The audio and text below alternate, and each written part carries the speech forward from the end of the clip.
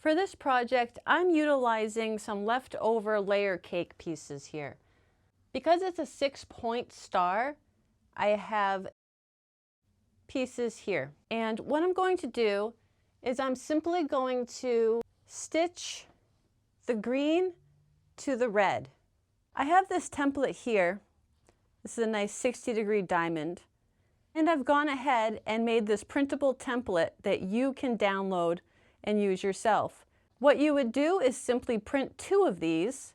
On one side, you would cut this bottom strip off, and then you would take the other side and glue or tape it in place. Then you would cut the entire diamond out. You can use a 60-degree triangle ruler. You can go ahead and make your own template, or your other option is you can place this on one side, trace it, and then you can flip it around, place it on the other side, trace it, and go ahead and cut it out. You would do that after these 2 are already sewn together. For ease, I'm going to stick to my template. Other tools you will need: a pair of scissors, a ruler, a rotary cutter. You're also going to want some yardage for the backing of this, as well as some batting. So let's go ahead and get started, shall we? And just like that, we have them all sewn together now. I've gone ahead and pressed all my seams open to achieve a nice flat look. Take your template and place it in the middle. What I'm doing is I'm lining up the line right here with the line right here where they connect. Next, you can either trace this or simply cut it right out. So I'm just going to place my ruler right on the edge there. Then I'm going to cut it out.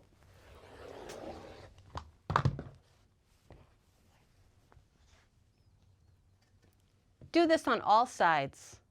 Now that we've got all of our diamonds cut out, let's figure out how we want it to look.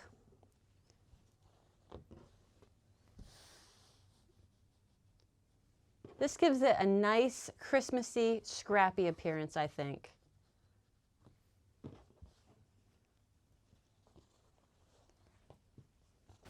I could do all greens here in the middle, or that's pretty cute too. What do you think about that one? I think I'll sew mine this way. Take one diamond and place it over the other diamond, right sides together. We're going to sew the bottom side with a 1/4 inch seam allowance. Now go ahead and sew your next diamond, right sides together, on top of that. As you can see, I'm starting right up here on the little green spot.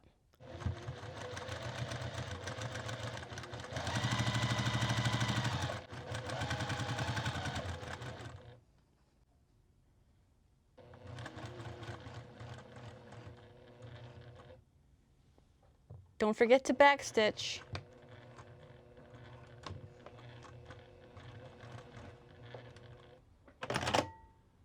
Oh, we've run into a little bit of a problem. My bad.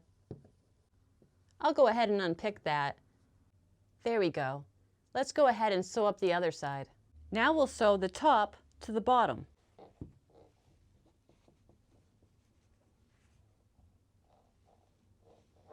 I'm lining up the 2 little triangles here that are poking out.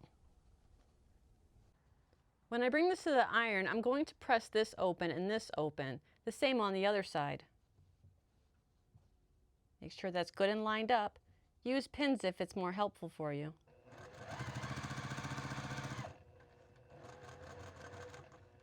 Make sure everything is good and lined up.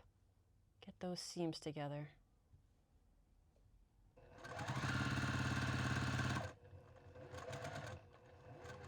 Time to bring this over to the iron and get all these seams pressed nice and flat. I think I'll press the middle seam open. And there's the back. I'm going to snip off these goofy little triangles now.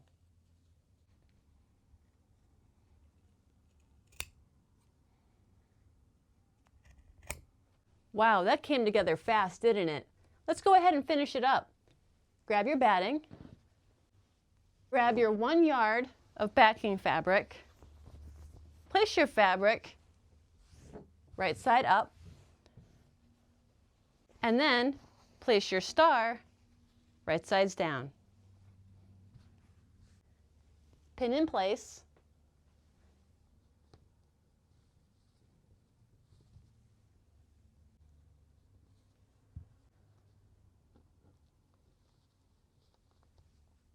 And then sew 1/4 inch all the way around.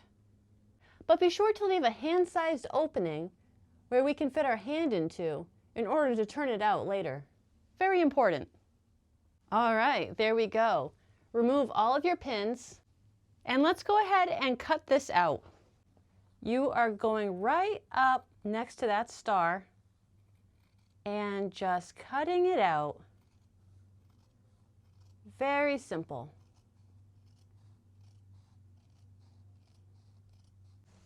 Okay, great. We've got it cut out now. Let's go ahead and snip off these little points here. Careful not to cut into the stitching.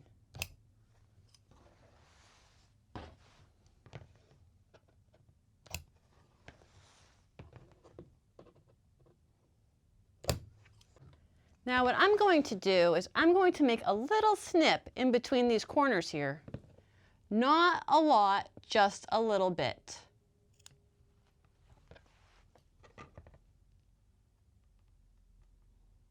Again, very careful. Do not cut into that stitching. Now it's time to turn it out. So let's find our little opening. Mine happens to be right here. Reach inside all the way to the other point and just pull it out.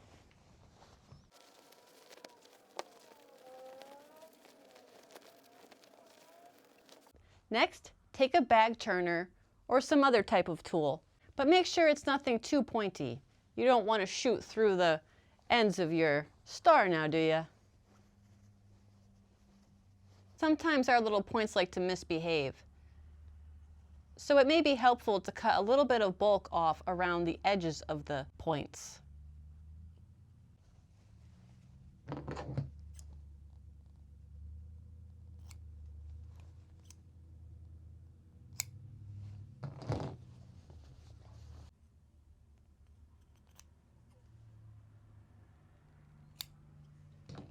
Removing that extra bulk on the sides really helped out our points.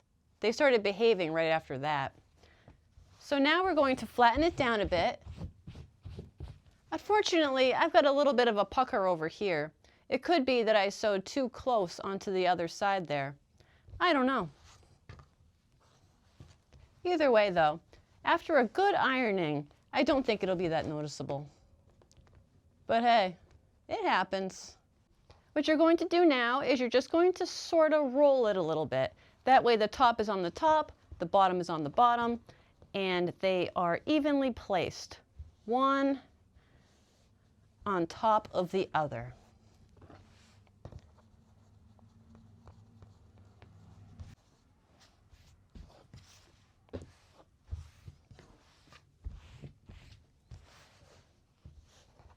We will need to close this hole here. And to do that, we will fold in the top and the bottom side 1/4 inch in. Oh no, it appears that our batting is causing a problem. No worries. Go ahead and remove a little bit of the batting, not too much. About 1/8 inch should be sufficient. And I'm just going to sneak my scissors right in there, and I'm just going to give it a little snip.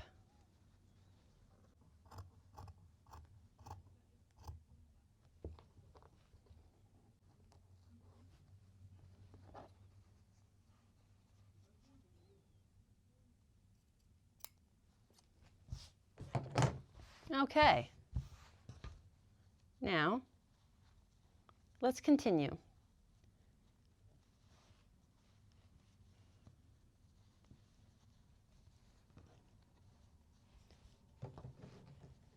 don't be afraid to snip a little bit more if you find that it's causing you some extra trouble.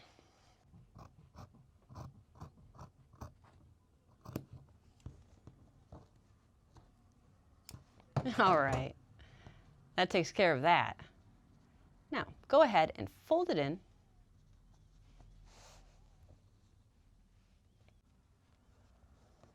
And then fold the bottom in as well.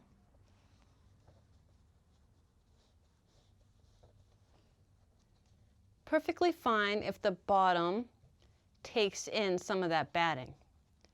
In fact, that's probably optimal. Good. Now line it up on top.